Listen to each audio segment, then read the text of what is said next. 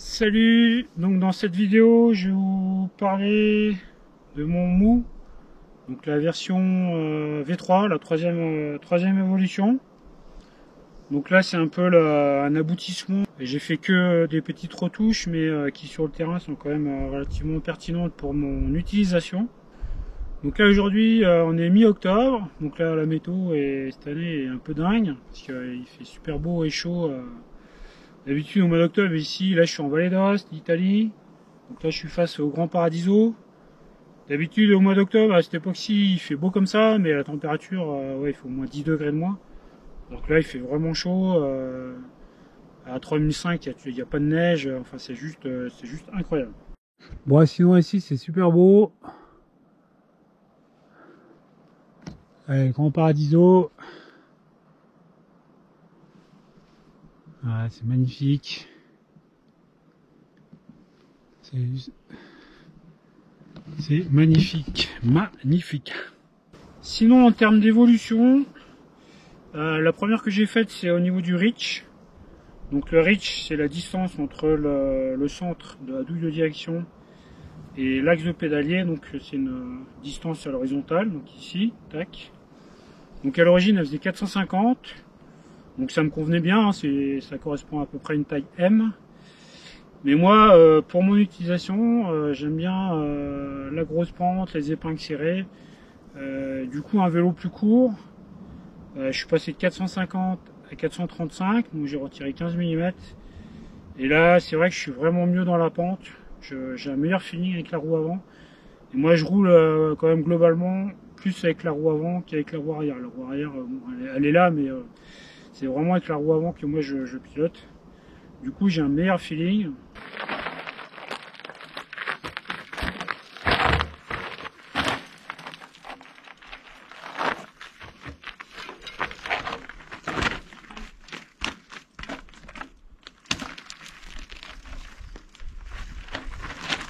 Après sur l'avant j'ai fait un petit renfort également là parce que donc la pseudo-brasure, là j'ai plus de casse au niveau des tubes. Au tic j'avais toujours des casses. Là j'ai plus de casse, par contre les tubes ils plient juste après. Parce que là je mets beaucoup d'efforts à ce niveau là. Moi enfin tous mes cadres au tic ils ont tous cassé. Et là avec le renfort là c'est Nico d'Egérie qui fait ça là. Et je lui ai demandé, il fait ça sur ses gros vélos et il n'a pas de soucis, donc j'ai fait pareil. Et là effectivement ça bouge plus quoi. Donc esthétiquement je trouve ça pas mal, c'est plus joli qu'une plaque, enfin ouais. C'est vrai que j'attache pas forcément beaucoup d'importance à l'esthétique, mais voilà, j'aime bien qu'il y ait quand même une ligne quand même assez sympa. Et là je trouve que ça c'est quand même plutôt pas mal. Sinon ensuite après il y a le mulet, donc je suis passé en 27,5 à l'arrière. J'ai refabriqué un triangle arrière. Et sur lequel pareil j'ai fait des bases plus courtes, je suis passé de 440 à 425. Donc j'ai retiré 15 mm. Donc là c'est pareil, ça fait un vélo encore plus court, plus dynamique, vraiment beaucoup plus joueur. Donc là j'ai gagné 30 mm avec ces deux côtes. Plus ici là le 18 mm 6. Donc plus ces 30, j'ai gagné quasiment 50 mm vraiment en encombrement. Ce qui fait que dans les épingles vraiment serrées, bah là c'est vrai que je peux pivoter beaucoup plus facilement, je suis moins embêté par l'encombrement du vélo. Après le mulet, bah moi je suis vraiment satisfait. Je suis vraiment super satisfait. Alors je suis satisfait parce que de par l'encombrement, bah, dans les épingles où vraiment les petits pifs pas serrés ça passe mieux.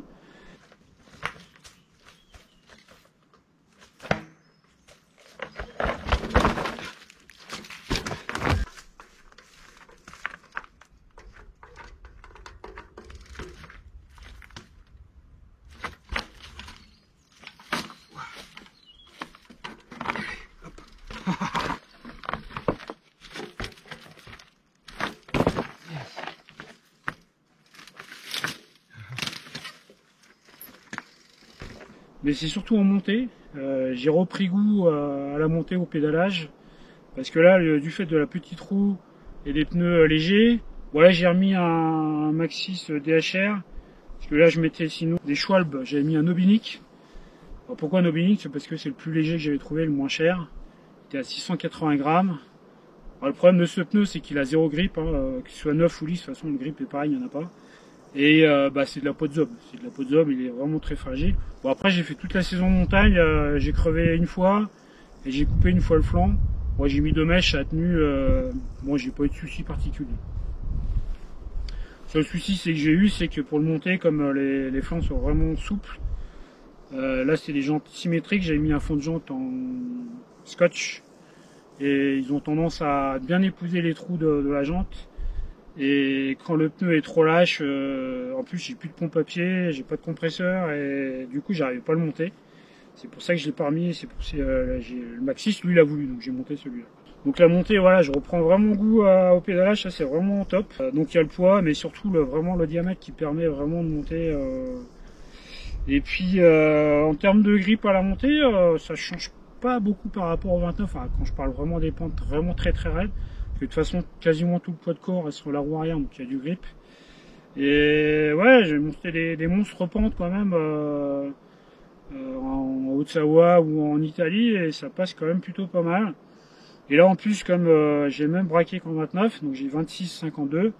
Donc là je pense que j'ai gagné à peu près, il faudrait calculer, mais j'ai gagné à peu près 2 dents. C'est à peu près la sensation que ça me donne.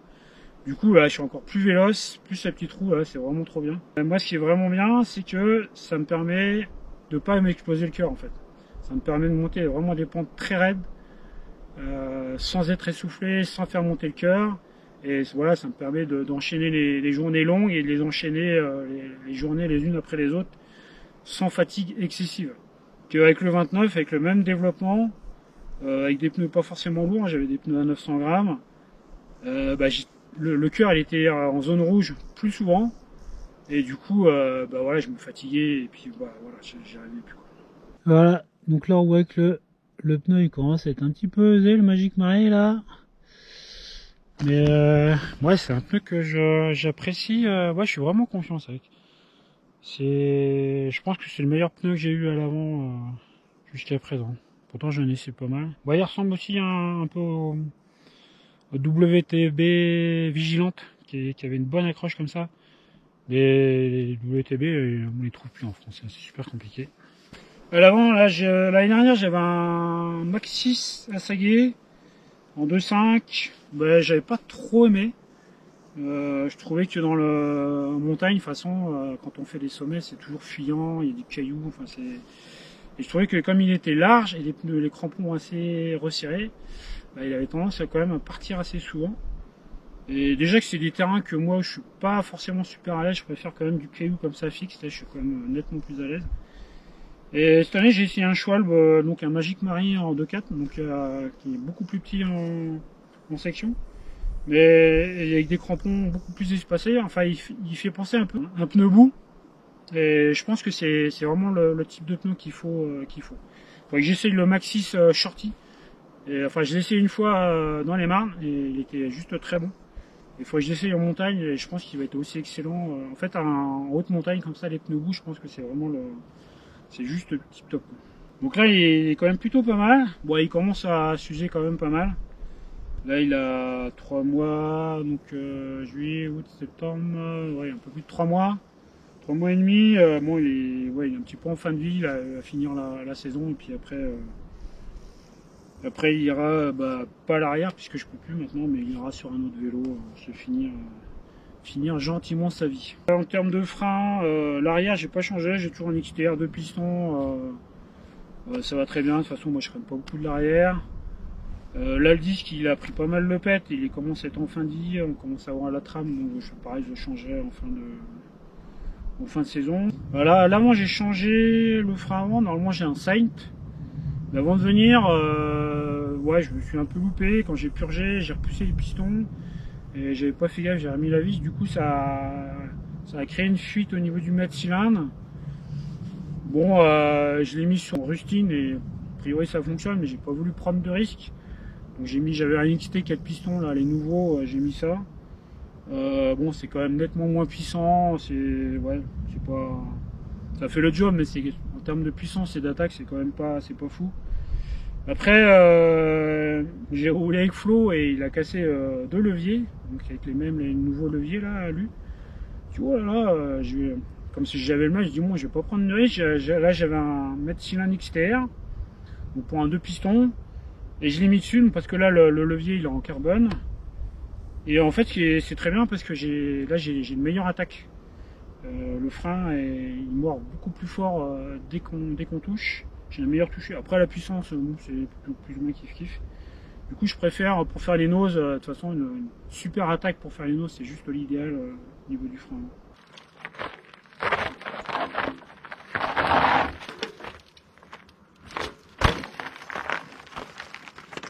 J'ai les roues pareilles, les jantes c'est les Duc, donc c'est les Duc, les modèles XEC les plus légers de la gamme.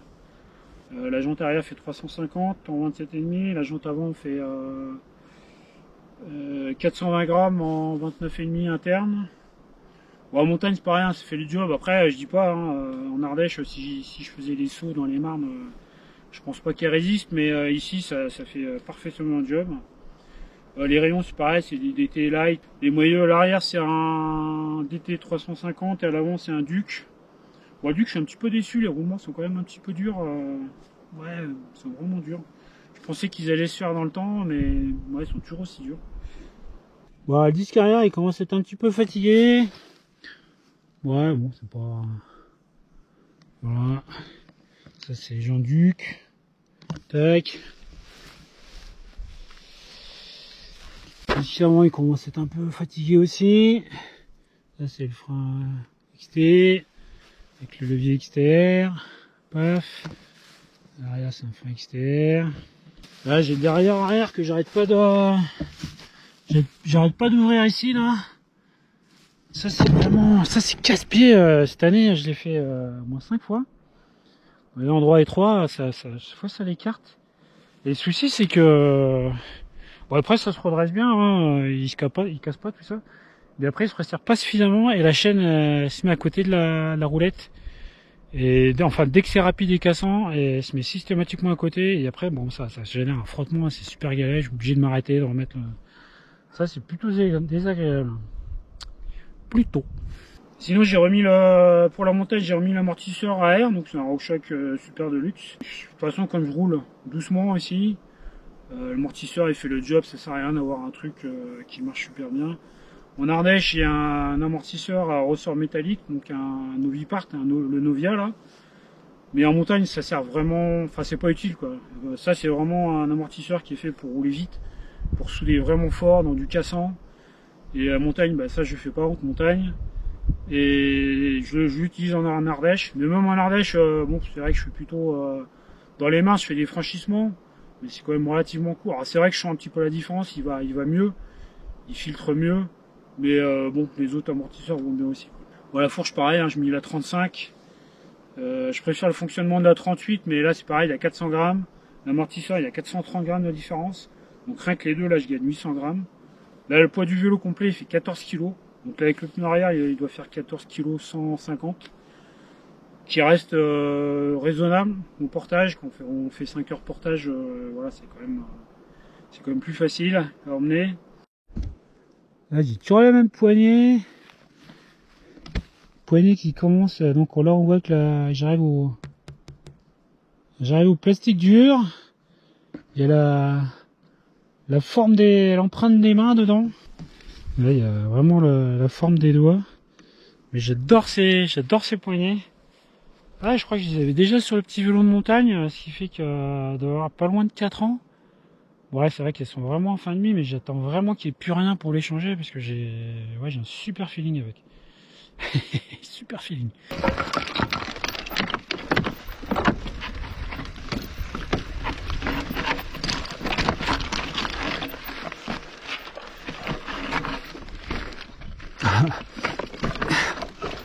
Sinon j'ai aussi mis un pédalier en manivelle de 165 de longueur pour gagner en vélocité.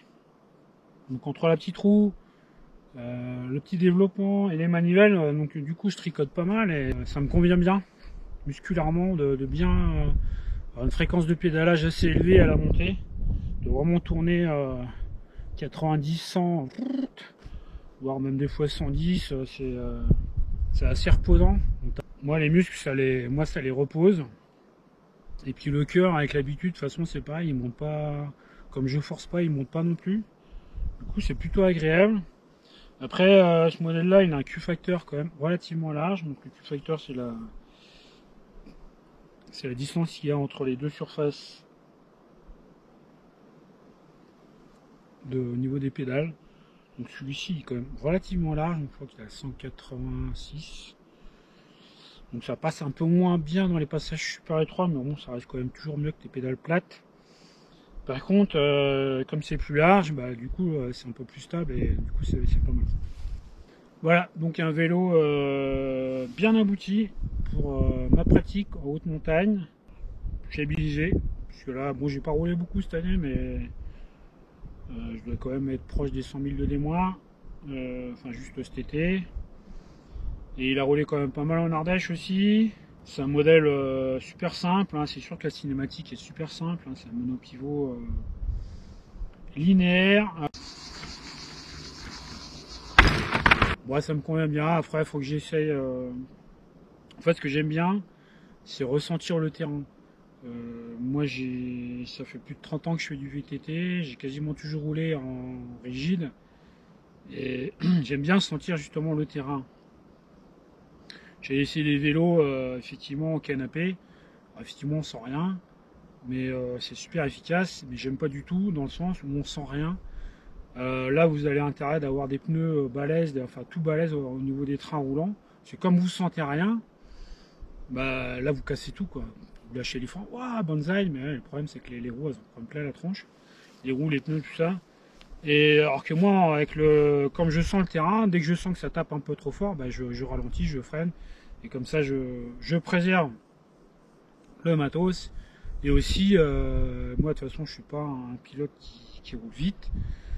Je sais pas trop faire en fait, je roule pas assez, faudrait que je fasse de la station et des trucs comme ça pour apprendre à rouler vite, et ce qui fait que dès que je hausse un petit peu enfin, j'ai des potes qui roulent relativement vite même sur sentier quand même pédestre en haute montagne, et j'arrive à les suivre. Quand c'est vraiment technique j'arrive à les suivre, mais dès qu'il y a un petit peu de roulant machin, je me fais larguer. Et dès que j'essaye de les suivre, de toute façon, soit je perds l'avant, soit je perds l'arrière, mais enfin, j'ai pas la technique. Je sais pas faire. Après, c'est pareil, comme mon vélo est court, c'est pas forcément l'arme absolue pour rouler vite. Enfin, très vite. Je peux rouler vite. 99% des VTTistes, bon, bah, avec ce vélo-là, j'arrive à suivre, il n'y a aucun problème. Mais voilà, il y a des pilotes des mecs, c'est des pilotes et ils savent vraiment rouler vite et propre, et du coup, ces gars-là, j'arrive pas à les suivre. J'ai pas le niveau physique et le vélo est pas forcément adapté. Il me faudrait un vélo plus long. Mais comme j'aime pas rouler les vélos longs, voilà, je laisse comme ça me va très bien. Ouais, sinon j'ai mis un offset aussi au niveau du triangle arrière. J'ai mis 10 mm d'offset, donc j'ai décalé le moyeu arrière sur la droite pour avoir une meilleure ligne de chaîne sur les grands pignons. Parce que moi, haute montagne, c'est vraiment les pignons que j'utilise le plus. Et le 10 par exemple, enfin les petits, je l'utilise quasiment jamais. Et quand j'avais sur les premiers cadres, j'avais une ligne de chaîne classique. Et quand on est sur le grand pignon, que la chaîne commence un peu à s'user, quand elle est neuve, la cassette neuve, ça tient à peu près. Mais dès que ça commence à s'user, dès qu'on fait un peu de rétro-pédalage, ou quand je posais le vélo, la chaîne a tombé systématiquement, et ça c'était super casse-pied. Alors que là maintenant, bah, je peux rétro-pédaler, ça bouge plus du tout, c'est vraiment super bien. Trop cool. Sinon pour les pneumatiques, maintenant j'ai plutôt tendance à mettre des pneus plus petits en section. Là j'ai un 2.3 devant, 2.4 derrière, et je mets des pressions plus importantes. À l'arrière je suis plutôt entre 1.8 et 2 bars, et à l'avant entre 1.3 et 1.5. C'est les pressions qui me conviennent bien avec les suspensions, comme ça fait davantage travailler les suspensions. Et je trouve que c'est plus... j'ai un meilleur feeling avec des pneus bien gonflés comme ça. Autant j'ai roulé pendant très très longtemps en fat et big fat, donc en très basse pression. Donc là le comportement du vélo n'a juste rien à voir, c'est complètement différent. Mais là avec les suspensions, enfin, notamment à tout suspendu, c'est vrai que je préfère des pneus bien gonflés, comme ça j'ai un meilleur feeling et les suspensions travaillent mieux. Et du coup c'est ouais, c'est quand même plus je trouve ça quand même plus sympa à rouler, quoi.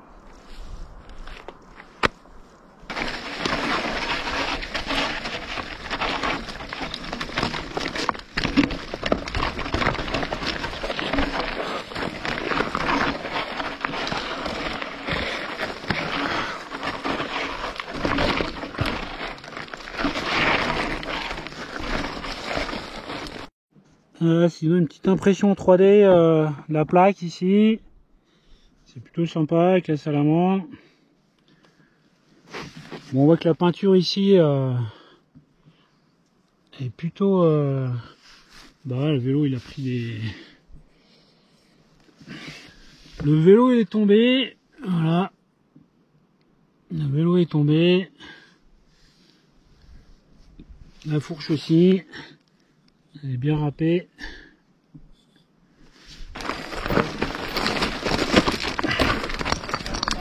Oh merde.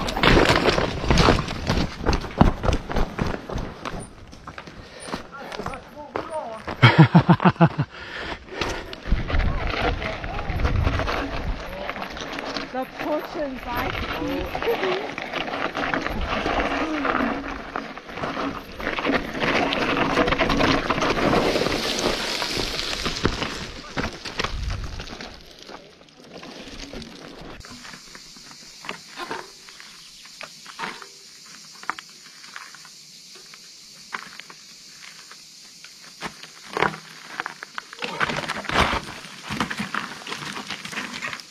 Bon, et ça, la peinture, c'est compliqué, hein. L'idéal, c'est une peinture époxy au four. Mais là, faut faire ça, faut donner ça à des pros. Les pros, enfin moi, dans ceux que je connais, ils ont pas le temps. Ou alors c'est très cher. Enfin, ça coûte plus cher que le quart. Du coup, pas beaucoup d'intérêt, sachant qu'en plus, de toute façon, moi, les cadres, je roule avec, hein, donc ils prennent cher. Là, je l'ai fait à la bombe, celui-ci. C'est de la bombe époxy aussi, mais bon, c'est quand même pas aussi costaud. Donc c'est du primaire époxy et c'est de la peinture bicomposant. Donc il n'y a pas besoin de vernis. Du coup, ça va très bien. Ça va très bien à faire, hein. La peinture est vraiment de bonne qualité. Il n'y a pas de. Pour faire une couleur, faut vraiment insister. Moi, j'ai pas fait de couleur, pourtant je suis pas. La peinture, c'est pas mon truc. Ça tient, voilà, s'il n'y a pas d'impact, ça tient, quoi. Mais quand on tape dessus, bah ouais, c'est sûr que ça... Après, peut-être que si j'avais mis une couche de vernis en plus, bon, je sais pas. Mais après, ça, c'est plus cher, quoi. C'est plus cher. Donc, bon. Enfin, les peintures, c'est vraiment un problème. C'est vraiment un problème. Et c'est pas évident. C'est pas évident. Quand on dépend des autres, c'est vite compliqué en termes de délai et de tarifs. Et, enfin, et puis c'est loin. Enfin voilà, ça engendre tout un tas de contraintes qui, dans le cadre de l'assaut, voilà, ça correspond pas à l'assaut. Nous, l'assaut, c'est simple. On va toujours au plus simple, efficace et fonctionnel. On fait du fonctionnel. Moi, je fais des vélos qui roulent. Les œuvres d'art, ça m'intéresse pas. Il y en a qui savent faire ça, puis qui aiment faire ça. Moi, de toute façon, pour jeter dans les cailloux, puis passer des heures et des heures sur des détails qui n'apportent rien sur le terrain. Enfin, moi, j'y arrive pas du tout. Il y en a qui y arrivent, c'est leur job d'ailleurs, c'est leur vitrine. Moi, ça me voilà, donc c'est plus donc voilà, c'est vraiment un vélo